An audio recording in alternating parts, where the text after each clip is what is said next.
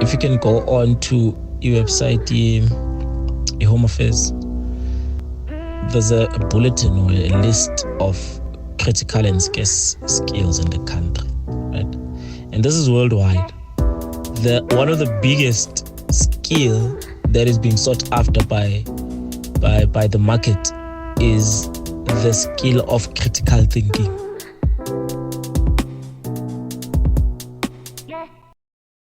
Hello, and welcome to the classroom. Please remember to hit the like button and subscribe to the channel for more in-depth historical explorations. In this presentation, we will be discussing Topic 4 of your syllabus, Civil Resistance in South Africa during the 1970s through to the 1980s. This video serves as Part 2 of this topic, the rise of Steve Biko and the Black Consciousness Movement. In this video, we'll delve into the power and influence of the charismatic and influential leader, Steve Biko. How did the legend of Steve Biko begin? Early life and education. Steve Biko was born in King Williamstown in the Eastern Cape in 1946. After completing his schooling, he studied medicine at the University of Natal. While at university, Biko became active in student politics through the National Union of South African Students, NUSAS.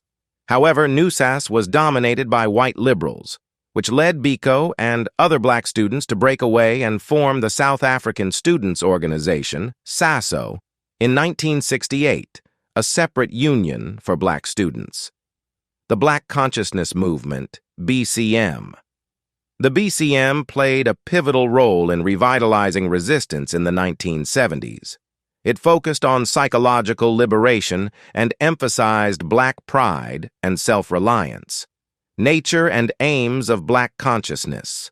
Psychological liberation. The BCM sought to combat the inferiority complex imposed by Apartheid, encouraging black South Africans to take pride in their identity and heritage. The role of Steve Biko. Biko was a charismatic leader and thinker whose writings and speeches galvanized the movement. He believed that blacks should lead their own resistance against the apartheid regime and its oppressive psychological effects.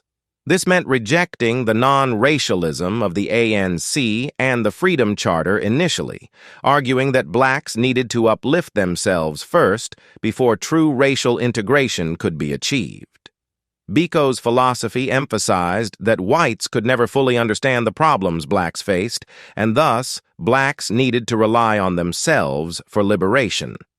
This was particularly important in the 1970s, as most white people had never even set foot in the townships, and had no idea how the majority of their countrymen lived.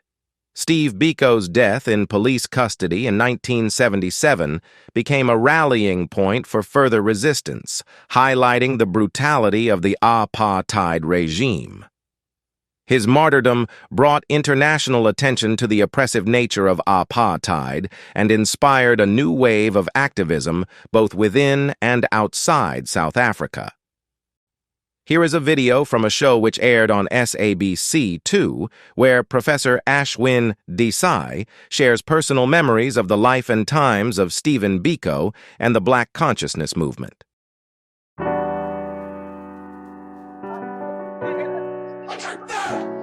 If South Africa had been a kinder and more just society in the mid-20th century, Bantu Stephen Biko may have qualified as a medical doctor and served the nation as a healer.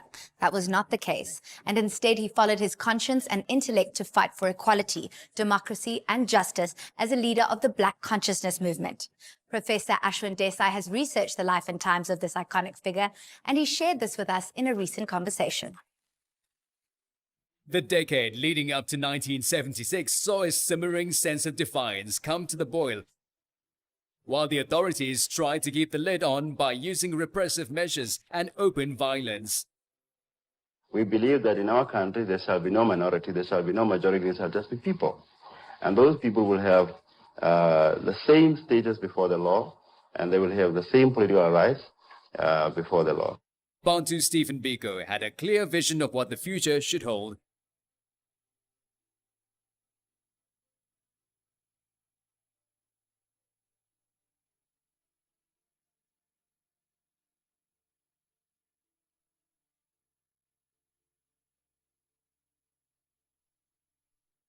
It's almost impossible to pin down the birth of an idea to a specific day or date, but it is safe to say that Black consciousness has been speaking truth to power in South Africa for just over half a century, and that Bantu Stephen Biko led the movement in thought and action.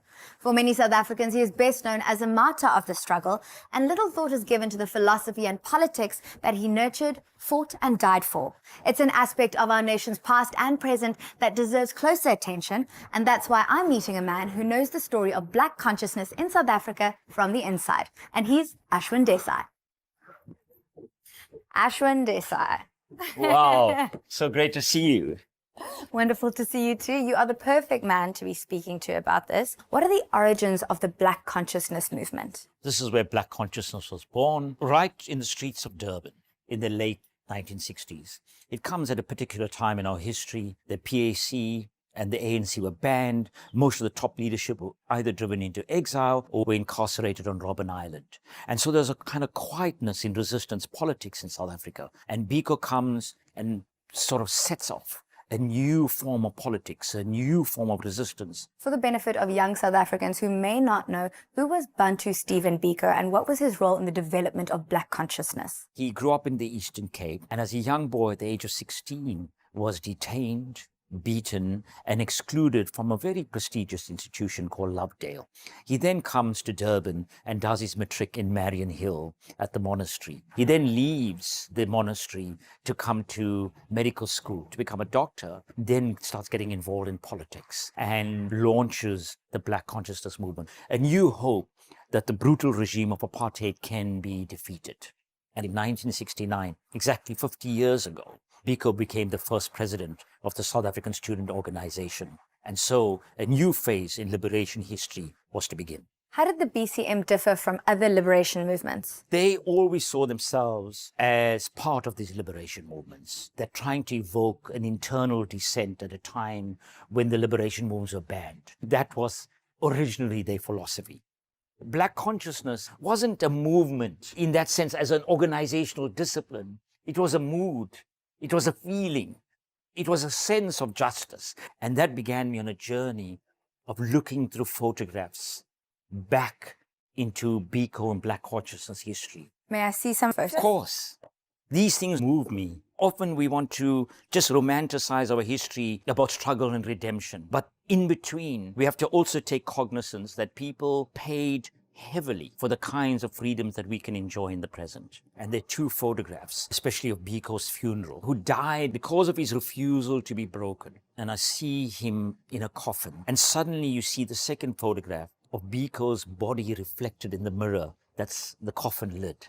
And I just kept thinking how powerful this is.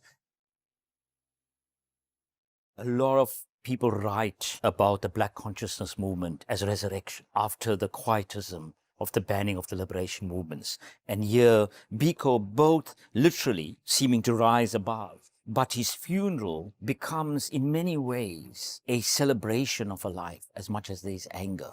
Biko speaks. Biko still is present in our lives, but the people who beat him to death will never make history, will never speak to us. Aishwen, what made Biko so dangerous in the eyes of the apartheid state? Firstly, he was very clever in the way he conducted himself. He learned from the historical experiences of previous liberation movements. He always said, we are keeping within the confines of the law. We are not opting for violent rebellion. And so every time they tried to pin a charge on him, the last time he was detained, he was in solitary confinement for 115 days, and they would beat him. Then he would come out banned. They would police him. But they just couldn't pin a charge on him. He was too disciplined in what he wanted. He was also starting to impact in the public domain in ways that the apartheid state just couldn't countenance. He was starting to meet people from all over the world, and people were coming all the way to meet with Biko. And that is why he had to be murdered, for that voice to be stilled in that fashion. Aishwen, what were the events leading up to the SASO BBC 9 trial, and what were the outcomes? The initial spurt for it was Frelimo had come to power in Mozambique, and the leaders of SASO and BBC wanted to celebrate a Black government coming to power. But in this way, they contravened bannings, and the state started to build a case that this was a group of people involved in the violent overthrow of the apartheid regime. So the SASO BBC 9 are sentenced to Robben Island. Other people are banned. People have run into exile. But there's still one living symbol. Bantu Stephen Biko refuses to be broken. He refuses to keep quiet. And so the apartheid regime murders him. And this is the end result, the high and the lowest point of the Black consciousness movement. And for me, just the power, the sense of anger, but the sense of determination at this funeral, the coffin held aloft. We're proud that there's a martyr to the revolution, a man who stared death in the face. And Biko writes about this, that if you want to be involved in struggle, then you have to accept the possibility of death. And then the last photograph is this gravestone, and just those 4 men around it, the starkness of it. And that's why when I was trying to write this piece, I want to entitle Biko in black and white. In true Biko style, where's my hospitality? So some tea, as is the Durban way? Yes, please, Aishwen. What was Biko's vision for post-apartheid South Africa? That's the mighty question. Biko spoke a lot about what kind of society he wanted. He saw a society in which people weren't judged by their skin color, that there shouldn't be the depths of inequality and poverty in society. How do you think he would have responded to the current situation in South Africa? He would have respected what the liberation movements have done and the sacrifices they made for the new South Africa. He would say we liberated ourselves from the shackles of apartheid, of kind of signs that tell you white and non-white. Yes, we've liberated society, but we don't have freedom. Would you say that the principles that Biko fought for have been betrayed? I don't think he would use words like betrayed. He learned enough from post-liberation societies across the world to know that there's no nirvana on the other side. There's no sort of a quick march into the promised land, that every generation sets new tasks. They have new challenges. Mandela and Sobukwe and Winnie Mandela and Albertina Sisulu set tasks with the defeat of apartheid. And that was mission accomplished. And he would have seen this generation as delivering on economic freedoms. Aishwen, what relevance does Black consciousness have in the present day world?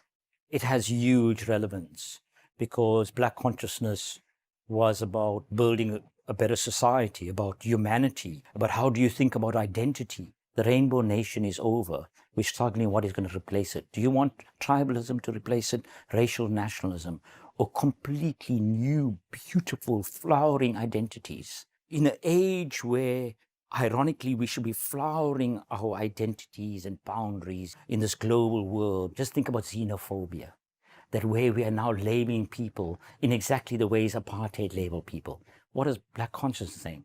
We approach people at the base level of what it is to be human. Imagine yourself beyond being Catholic or Indian or colored or Khoisan or Zulu or white. Just think about yourself at base level. What else can you be that stretch us rather than straitjacket us? Aishwen, your passion is contagious. Thank you so much for such an insightful afternoon. Thank you. It is very easy and very tempting to oversimplify the story of our past and to treat it as if there were only a single true version. Bantu Stephen Biko deserves to be remembered as more than just a martyr, and the best memorial that we can give him is to make his ideas part of our contemporary discourse.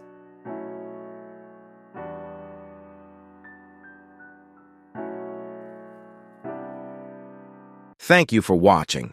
I hope that you learned something new. Please consider supporting the classroom by heading to our Zapper or SnapScan link below to donate a small amount of your choosing to help us create more content from more subjects. Please share the video with a friend and don't forget to like and subscribe to our channel. It really helps us out.